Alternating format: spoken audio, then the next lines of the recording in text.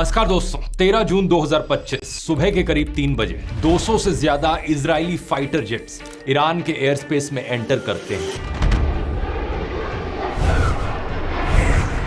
इनके निशाने पर थे 100 से भी ज्यादा न्यूक्लियर, मिलिट्री और इंफ्रास्ट्रक्चर टारगेट्स, जिन पर ये एक कोऑर्डिनेटेड तरीके से हमला करते हैं। Breaking news in the Middle East and now escalating fears of an all-out war in the region. इस सब में करीब 80 लोग मारे जाते हैं, 320 इंजर्ड होते हैं, जिनमें से ज्यादातर आम बेगुनाह सिविलियंस थे। लेकिन इन्हीं में ही कुछ हाई प्रोफाइल लोग भी थे जिनका असैसिनेशन किया गया।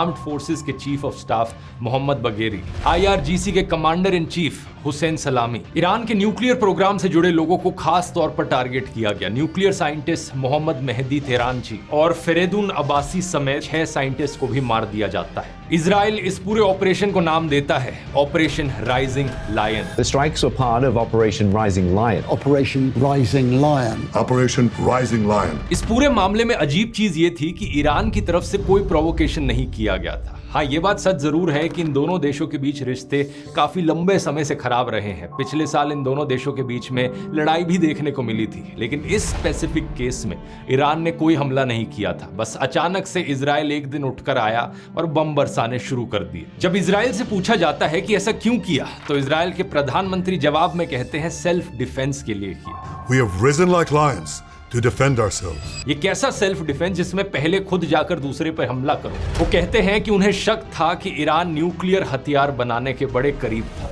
Iran could produce a nuclear weapon in a very short time. It could be a year, it could be within a few months, less than a year. असल में बात यह है कि 31 मई 2025 को यूनाइटेड नेशंस के nuclear watchdog international atomic energy agency की एक कॉन्फिडेंशियल रिपोर्ट लीक हुई थी। इसमें लिखा था कि ईरान के पास लगभग 400 किलो 60% एनरिच्ड यूरेनियम है, जिसका इस्तेमाल 10 न्यूक्लियर वेपन्स बनाने के लिए किया जा सकता है। यानी कि न्यूक्लियर हथियार अभी तक बना नहीं है, लेकिन बन सकता है। और इसी कारण से अमेरिका और इजराइल ईरान के पीछे पड़ गए। यहाँ पर 2 बड़ी इंटरेस्टिंग चीजें हैं। पहला, डोनाल्ड ट्रंप का खुद ईरान के साथ पुरानी न्यूक्लियर डील को कैंसिल करना, और दूसरा, इजराइल के प्रधानमंत्री बेंजामिन नेतन्याहू का अपने देश में चल रहा करप्शन ट्रायल।